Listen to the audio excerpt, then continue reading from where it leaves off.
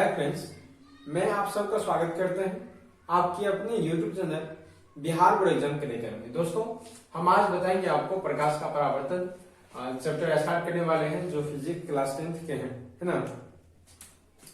तो हम चलिए स्टार्ट करते हैं क्योंकि बाद में भी हो सकता है। प्रकाश का परावर्तन,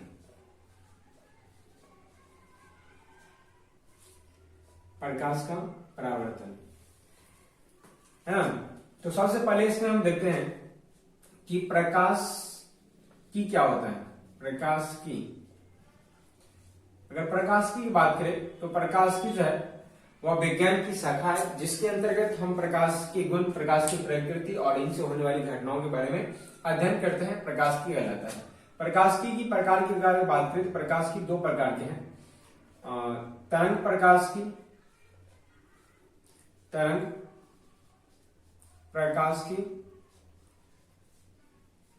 और दूसरा है किरण प्रकाश की, किरण प्रकाश की।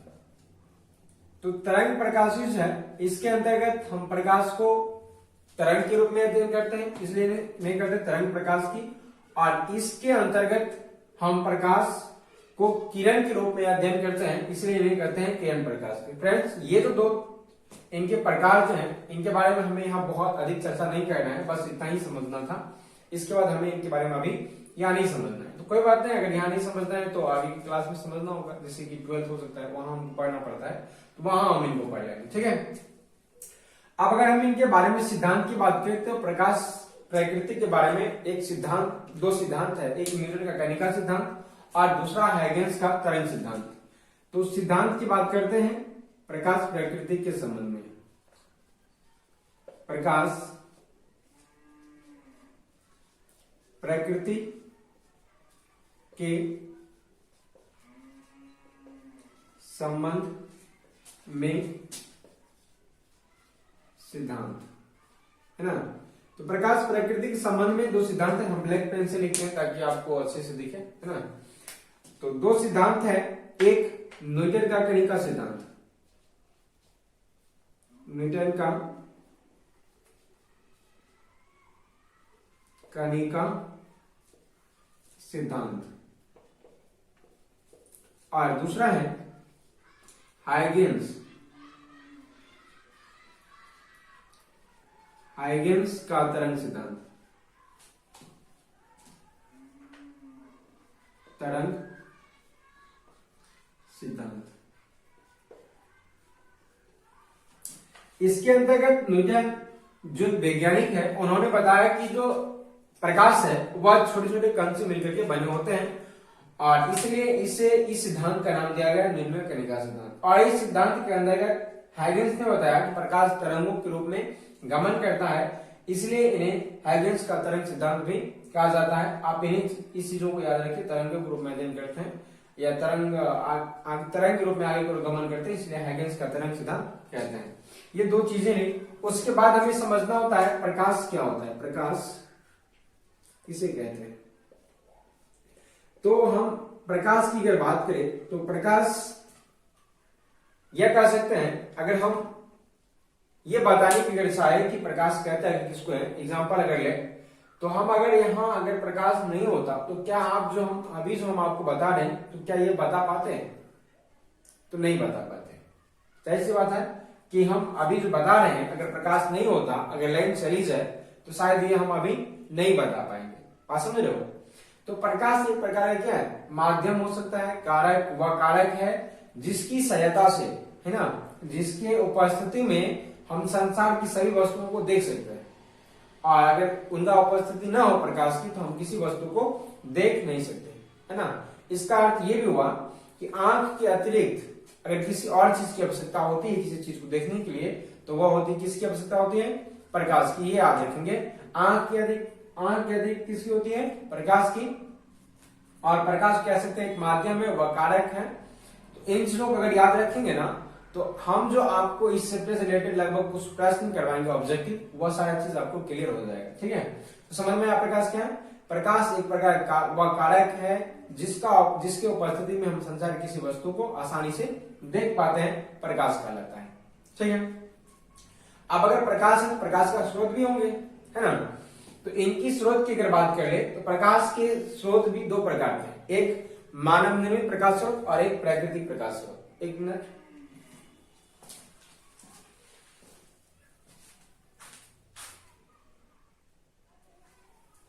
हाँ, तो बता रहे थे प्रकाश स्रोत के सिद्धांत, मतलब प्रकाश स्रोत के प्रकार के बारे में, प्रकाश स्रोत के बारे में, है ना। क्योंकि जब अगर प्रकाश है तो स्रोत भी होंगे, और स्रोत होंगे तो उनका प्रकार भी होंगे। तो प्रकाश भी है और प्रकाश के स्रोत भी होंगे। तो हम समझते हैं अब प्रकाश स्रोत के बारे में। प्रकाश स्रोत क्या होता है? तो अगर हम प्रकाश स्रोत की बात करें फ्रेंड्स,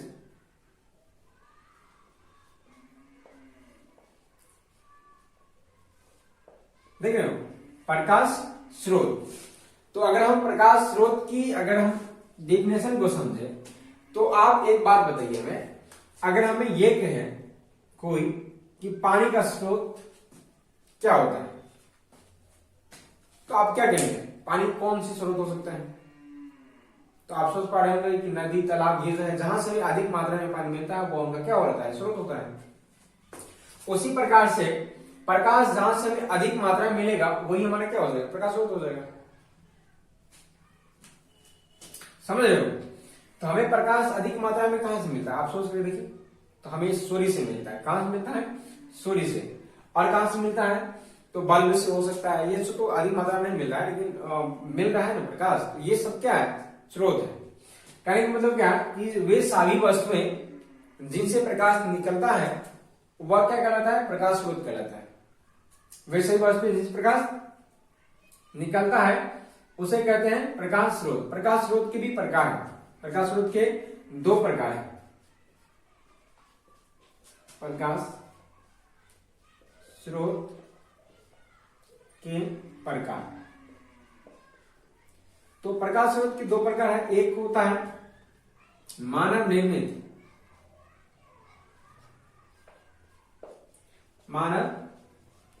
निर्मित, प्रकाश स्रोत, और दूसरा होता है प्राकृतिक प्रकाश स्रोत, या प्राकृतिक लिख सकते हैं, प्राकृतिक प्रकाश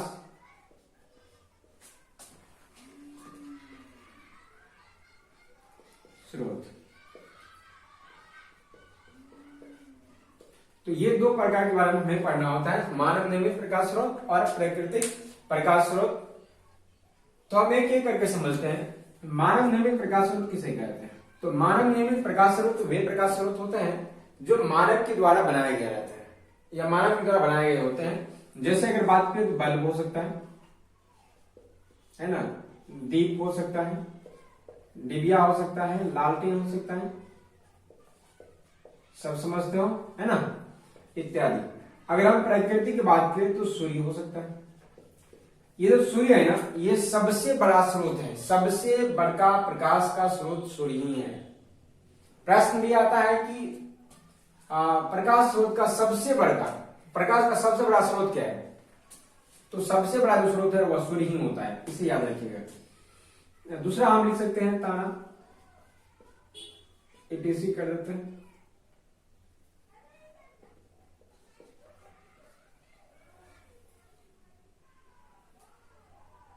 है ना।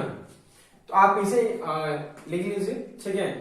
और क्योंकि हम आपको परिभाषा तो बोलते जा रहे हैं तो आप उनको बारीकी से लिख लीजिएगा, कोई दिक्कत नहीं होगा, ठीक है। तो इन चीजों को आप रखिए। मानव निर्मित जो प्रकाश स्रोत है वह क्या हो सकता है? बल्ब हो सकता है, दीप हो सकता है, लालटेन से और भी हो सकते हैं। लेकिन प्राकृतिक जो प्रकाश स्रोत है वह सूर्य और तारा जो वास्तविक रूप में हमें दिखता है वह ये दो अभी फिलहाल है। बाकी और भी बहुत सारे हैं, लेकिन उनके बारे में आपको एग्जाम में अधिकतर नहीं पूछा जाएगा। जब भी पूछेंगे तो ये पूछा जाएगा प्रश्न कि प्रकाश स्रोत का सबसे बड़ा, प्रकाश का सबसे बड़ा स्रोत क्या है? तो सूर्य, या दूसरा हो सकता है तारा,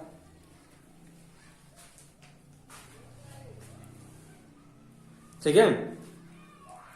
तो अगर हम इनको, अगर आपको एक बार फिर से हम बोल रहे हैं कि ये जो जितनी सारी चीज हम बता रहे हैं ना, परिभाषा हम आपको बस डायरेक्टली बोल दे रहे हैं, आप उनको लिख लीजिए, क्योंकि वीडियो आप रोक करके आराम से लिख सकते हो, दिक्कत नहीं है। तो आप, क्योंकि अगर एक ही चीज को लिखने लगे तो बहुत समय लग जाएगा और काफी मतलब टाइम चला जाएगा इसको लिखने में। चलिए उसके बाद देखते हैं कि प्रकाश आर पार करने के आधार पर वस्तु की प्रकाश आर पार करने के आधार पर। अब ये क्या है हम बताते हैं। वस्तुएं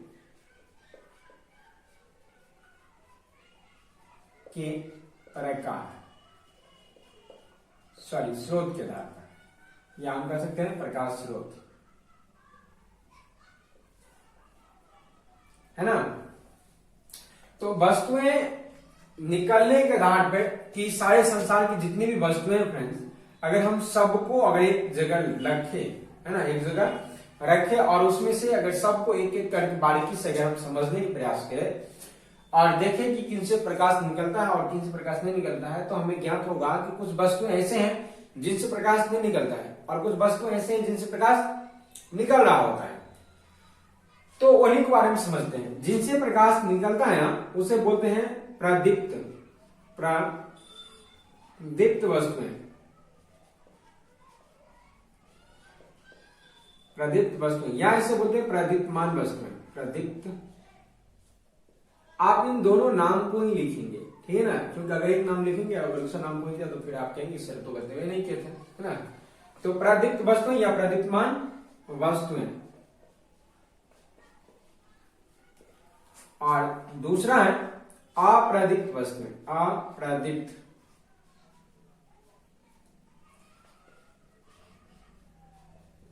अप्रदीप्त वस्तुएं, या हम इसे लिख सकते हैं अप्रदीप्तमान वस्तु, अप्रदीप्तमान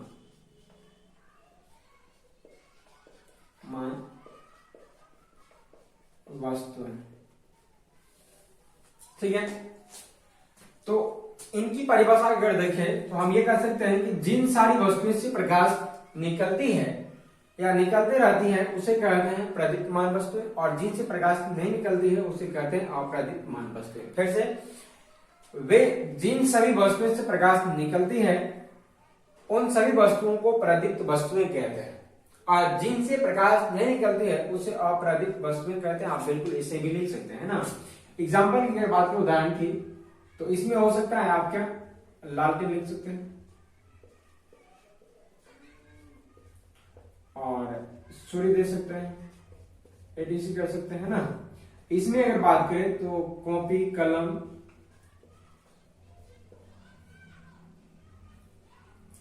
और टेबल, एडीसी बहुत सारे हो सकता है, आप भी सोच सकते हैं बहुत ज्यादा तक, है ना।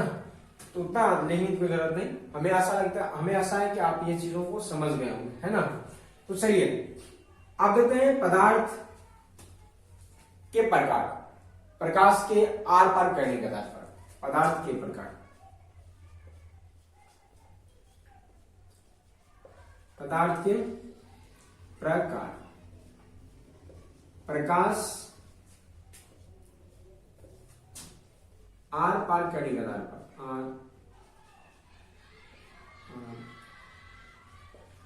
करने के आधार पर, है ना, आधार पर। इसका अर्थ क्या होता है हम आपको समझाते हैं।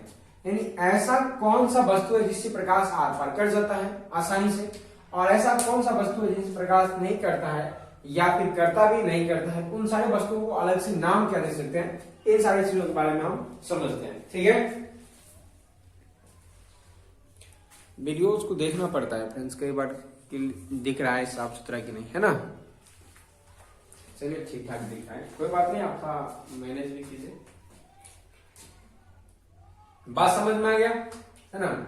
तो इनका जो प्रकार है वह तीन प्रकार होते हैं इनका। पहला होता है अपारदर्शी,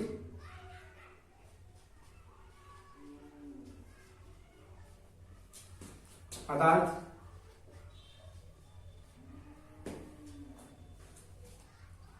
और दूसरा होता है पारदर्शी पदार्थ, और तीसरा होता है पारभासी पदार्थ। पारभासी।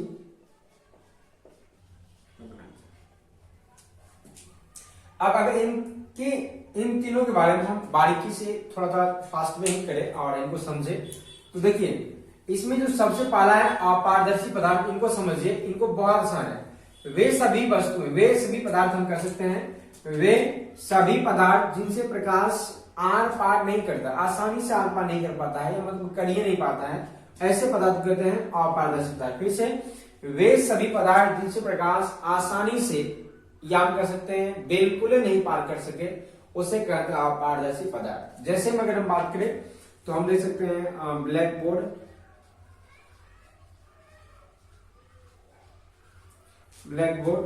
टेबल, कुर्सी इत्यादि, है ना। अगर इसकी बात करें फ्रेंड्स, तो वे सभी वस्तुएं जिनसे प्रकाश आसानी से आर पार कर जाता है, उसे हम कहते हैं पारदर्शी पदार्थ। जैसे कांच समझते हैं आप, जिनको शीशा बोलते हैं, शीशा, है ना। और या तो हम लिख सकते हैं पानी, ये भी इत्यादि कर देते हैं।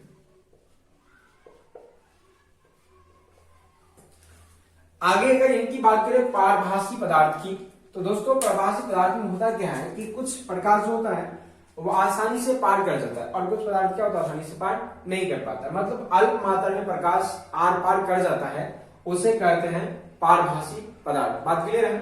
फिर से, वे वस्तुएं जिनसे प्रकाश अल्प मात्रा में पार करे, है ना, अल्प मात्रा में ही पार कर सके, ऐसे पदार्थ कहते हैं पारभासी पदार्थ। आप लिख लीजिए, ठीक है। जैसे घसा हुआ कांच, घिसा हुआ कांच, घिसा हुआ कांच, तेल लगा हुआ पेपर, तेल लगा हुआ पेपर, या बोल सकते तेल लगा हुआ कागज। बात क्लियर है। आशा करते हैं आपको ये समझ में आ गया हो। चलिए उसके बाद हम इनको मिटाते हैं और समझते हैं कि जो प्रकाश का प्रकीर्णन है, क्या प्रकाश प्रकीर्णन की परिभाषा क्या हो सकता है। प्रकाश प्रकीर्णन, प्रश्न है अगला, प्रकाश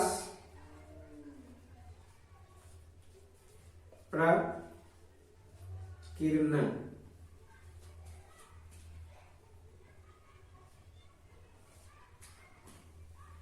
प्रकाश प्रकीर्णन,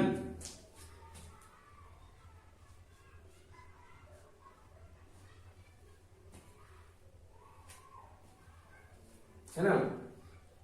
इनको समझिए कि वे प्रकाश, मतलब ये जो है ना प्रकाश प्रकीर्णन, जिनकी क्या घटनाएं होती है इनके बारे में समझते हैं।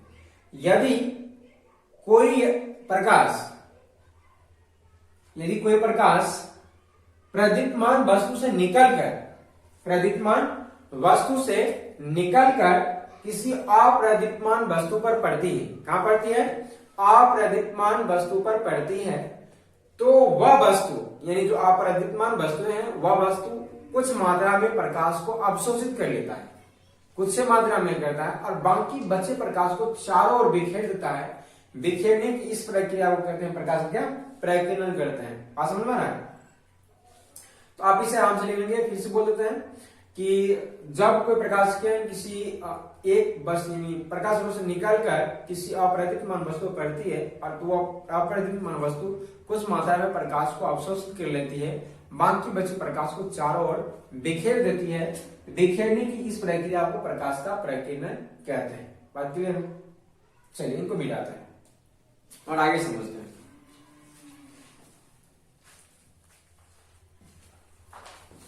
चलिए तो अब हमको देखना है क्या, प्रकाश का परावर्तन किसे कहते हैं। प्रकाश परावर्तन, तो देखिए इनकी घटनाएं कैसी होती है, एक एक करके अगर बारीकी से समझेंगे ना, यकीनन आप बहुत अच्छे से समझ पाइएगा। तो फिजिक्स जो है ना समझने की चीज है, याद करने की नहीं। अगर आप कोई रटना चाहते हो तो मैं उनसे कहूंगा कि वह वीडियो मेरा छोड़ के चले जाए, है ना, वह मेरा क्लास ना करें। जो रटना चाहते हो हाँ, जो समझ करके पढ़ना चाहते हो ना वही मेरे क्लास को ज्वाइन करो, बाकी जो डटना चाहते हो वो बिल्कुल मेरे क्लास में जरूर हो, है ना। और एक बात और, जो आधा वीडियो छोड़ करके जाते हो मैं उनसे अभी भी कह रहा हूं, अभी कह रहा हूं कि तुम अभी तुरंत निकल जाओ मेरे क्लास से, तुम्हें यहां रहने की कोई हक नहीं। तुम खुद तो वीडियो पूरा देखेगा नहीं, तो इनको अच्छे से समझने का प्रयास करेगा नहीं और कहेगा बाद में समझ में नहीं आया। इससे अच्छा है कि तुम अभी चले जाओ, छोड़ करके क्लास चले जाओ। कम से कम पढ़ते हो तो पूरा वीडियो देखा करो। आधे पे देखते हो और कहते हो कि समझ में नहीं आया, ये नहीं आया, वो नहीं आया, इनको समझा दो उनको समझा दो। पहले देखो बारीकी से, जैसे बोल रहे वैसे करो, नहीं समझ में आता तो करो, क्वेश्चन करो। जब समझ देखा ही नहीं, पूरा वीडियो समाप्त नहीं हुआ और बोल रहे कुछ समझ में नहीं आया, ये नहीं समझ में, वो नहीं समझ में, ऐसी कैसी बात हो सकता है। तो देखो शुरू से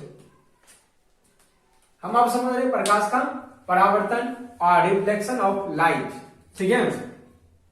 देखिए ये कोई एक समतल सतह है, या हम कह सकते हैं कि समतल दर्पण हो सकता है। अभी हम दर्पण के बारे में बात नहीं किए हैं, बस थोड़ा सा इनको समझने के लिए हम कह सकते हैं कि ये कोई सतह है और इस पर जब कोई प्रकाश किरण किसी स्रोत से आएगा और इस माध्यम में वापस लौट जाएगा, वापस इसी माध्यम में क्या हो जाएगा, लौट जाएगा, इस घटना को कहते हैं प्रकाश का परावर्तन। फिर से, यदि कोई प्रकाश किरण किसी स्रोत से आ रही होती है ना, और रास्ते में किसी सतह से टकरा करके वापस उसी माध्यम में लौट जाती है, इस घटना को कहते हैं प्रकाश का परावर्तन, ठीक है। अच्छा ये समझ में आ गया। अच्छा, इनको हम कितने तरीका से बोल सकते हैं, जितना मन है बोल दीजिए, है ना। आप ऐसे बोल सकते हैं, यदि कोई प्रकाश किरण या कोई आपतित किरण किसी सतह से टकरा करके वापस उसी माध्यम में लौट जाती है, जिस घटना को परावर्तन करते हैं, जैसी भी मर्जी आप बोले, जैसी मर्जी लिखिए, लेकिन आप तर्क तो दीजिए कि ये टकरा करके इससे लौट रहा है ना, इससे टकरा कर क्या हो रहा है, ये लौट जा रहा है, इनके बारे में तो बताइए, है ना, तभी इनको बता पाइएगा।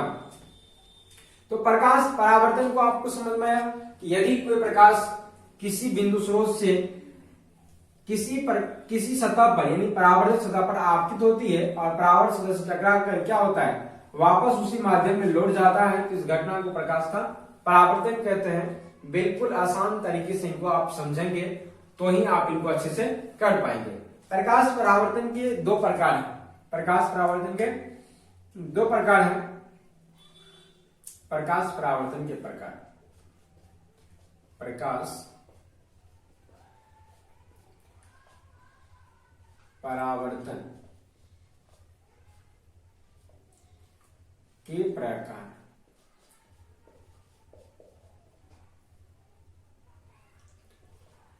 प्रकाश परावर्तन के प्रकार, इनके दो प्रकार, एक नियमित परावर्तन,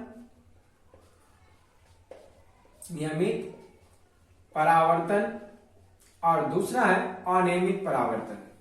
हम इनको लिख लेते हैं यहां, अनियमित परावर्तन,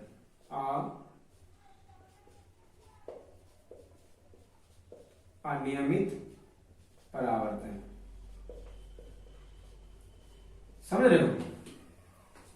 अब अगर इन दोनों को अगर हम एक बारीकी से समझे, देखिए ये हमारा एक सतह है जिस पर ये घटनाएं हो सकता है ना।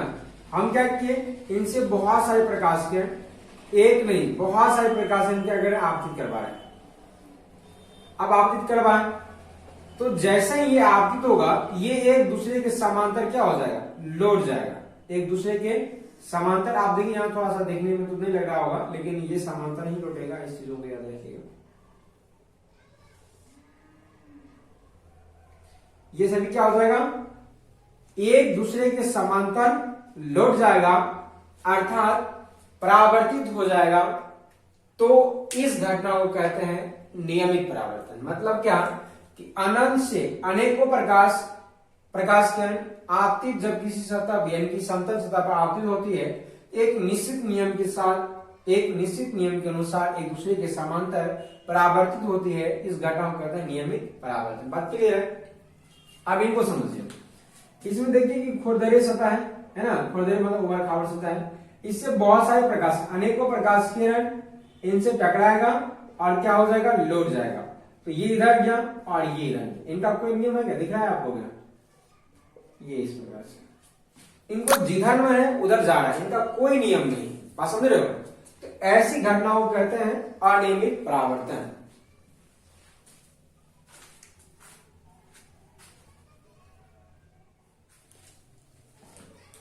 हम समझ रहे थे अनियमित परावर्तन,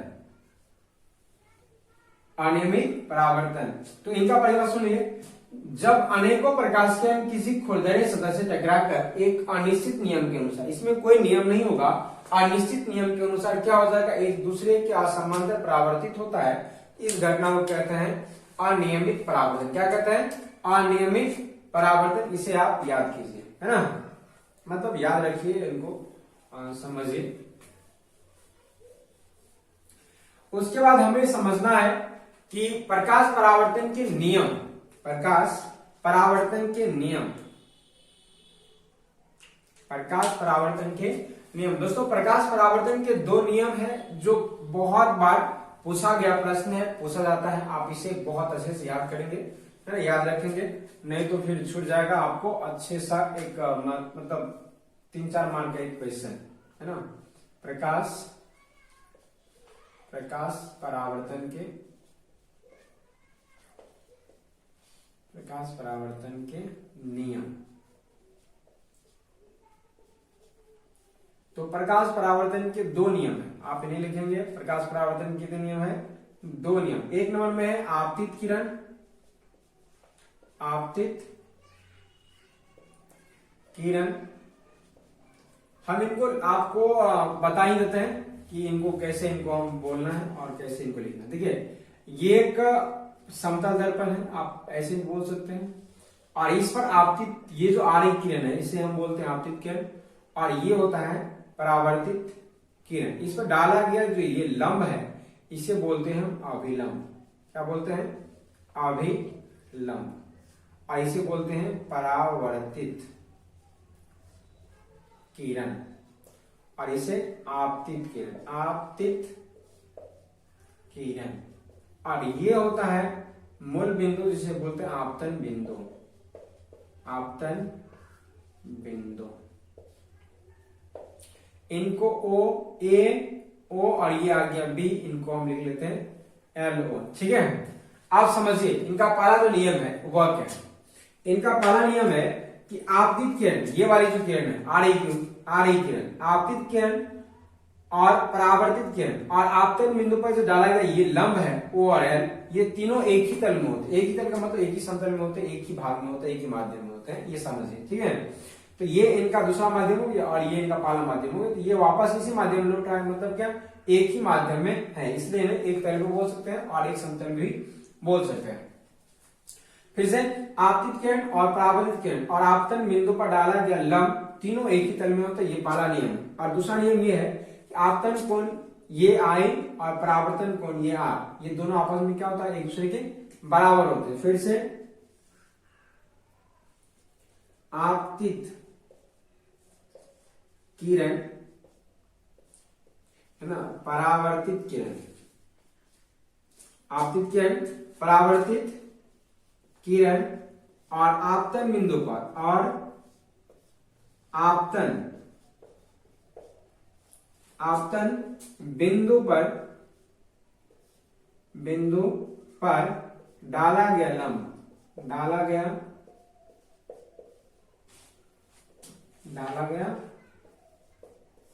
अभिलंब, डाला गया लंब या अभिलंब जो भी बोलना है। आपतित किरण, परावर्तित किरण और आपतन बिंदु पर डाला गया लंब तीनों एक ही तल में होते हैं, तीनों एक ही तल में होते हैं, तल में होते हैं, ठीक है। और दूसरा क्या, दूसरा आपतन कोण,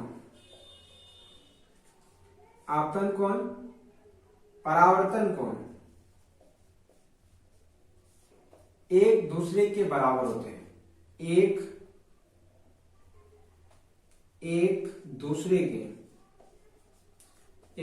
के बराबर होते हैं, बराबर, होते हैं।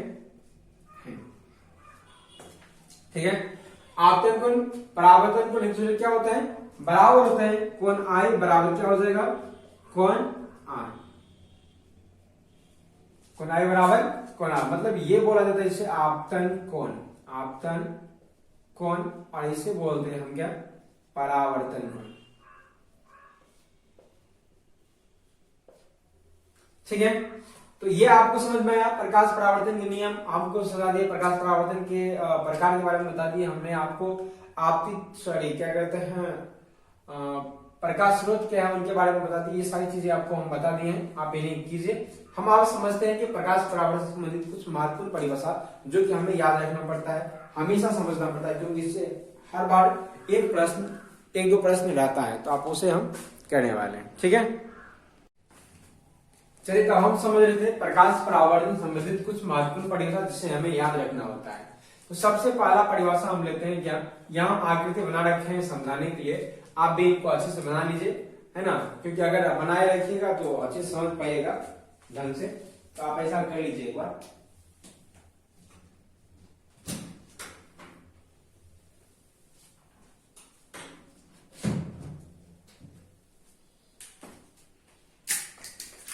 यहाँ देखिए,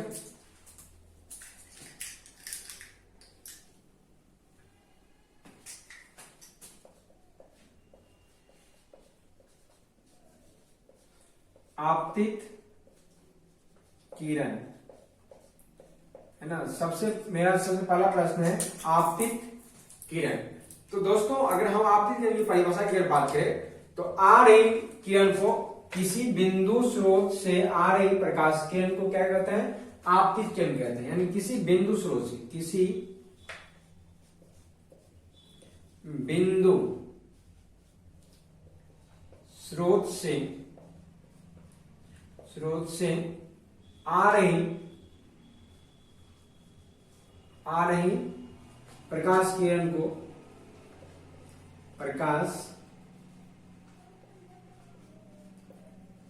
को आपतित किरण कहते हैं, आपतित किरण कहते हैं। ठीक है, जैसे अगर हम इनको ए मान ले तो ओ हो गया, और इनको बी मान ले तो ए और ओ जो है ये हमारा आपतित किरण हो जाएगा, ए ओ हो जाएगा आपतित किरण।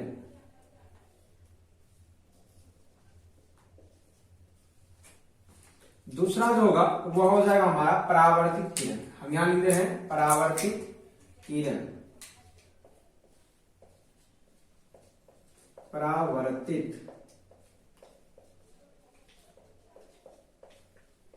है ना, परावर्तित किरण। समझिए, ये जो किरण है इस बिंदु से टकरा कर लौटने वाली जो किरण है, इन आपतन बिंदु से टकरा कर लौटने वाली किरण को परावर्तित किरण कहते हैं। फिर से आपतन बिंदु से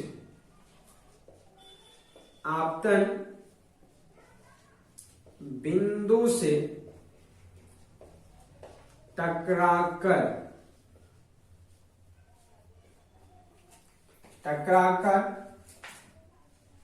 लौटने वाली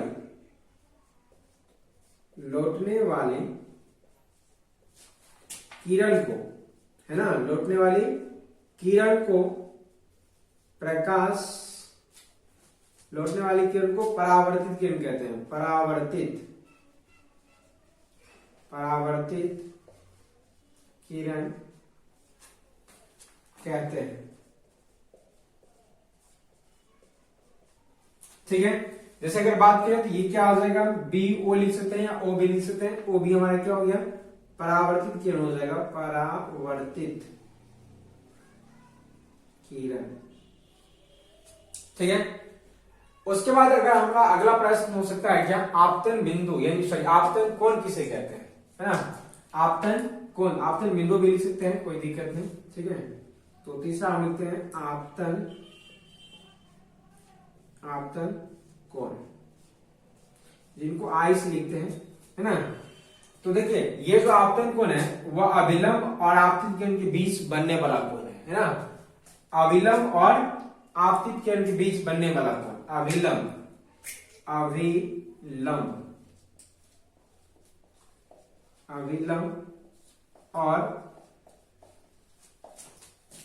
अभिलंब और आपतित किरण, आपतित किरण के बीच, किरण के बीच बनने वाले कोण को, बनने वाले कोण को आपतन कोण कहते हैं। ठीक है, मतलब अभिलंब ये वाली जो है, ये वाली डॉट है ना, अभिलंब और आपतित कोण ये वाली जो है, इनके बीच बनने वाले कोण क्या कहते हैं, आपतन कोण कहते हैं, जिससे हम क्या लिखते हैं, आई से लिखते हैं। ठीक है, अब अगर हम बात करें परावर्तन कोण की, तो परावर्तन कोण के बारे में समझिए। ये जो परावर्तित किरण और अभिलंब के बीच बनने वाले कोण क्या कहते हैं, परावर्तन कोण कहते हैं। आप इसे लिख लीजिए, जिसे हम आर से लिखते हैं। उसके बाद अभिलंब की बात करें तो अभिलंब के बारे में सुनते हैं कि आपतन बिंदु पर जो डाला गया लंब है ना, उसे अभिलंब बोलते हैं। आपतन बिंदु O पर डाला गया लंब को अभिलंब बोलते हैं। ठीक, अब अगर हम इनकी बात करें, आपतन बिंदु क्या होती है, तो जिस बिंदु पर प्रकाश किरण आपतित होती है, जिस बिंदु पर प्रकाश किरण आपतित होती है, कह सकते हैं परावर्तन, वह बिंदु, जिस बिंदु पर प्रकाश किरण क्या होता है, आपतित होता है, उस बिंदु को कहते हैं आपतन बिंदु। क्या बोलते हैं, आपतन बिंदु, आपतन बिंदु। यहां लिख लेते हैं।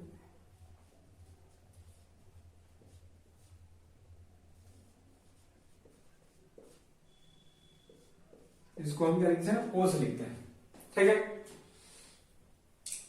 तो यहां तक क्लियर हो गया। पराग सतह बात करें तो हम कह सकते हैं कि वे सतह है ना, जिनसे प्रकाश क्या होता है, टकरा कर वापस हो जाता है, ऐसी सतह को कह सकते हैं परावर्तक सतह। आशा करते हैं आपको ये सारी चीज समझ में आ गया है ना। अगर समझ में आ गया है, अच्छे समझ में आ गया, तो इस वीडियो को लाइक कर दीजिए और अपने दोस्तों के साथ शेयर तो अवश्य कीजिए। ठीक है, चैनल को सब्सक्राइब नहीं किया तो वो अभी कर लीजिए।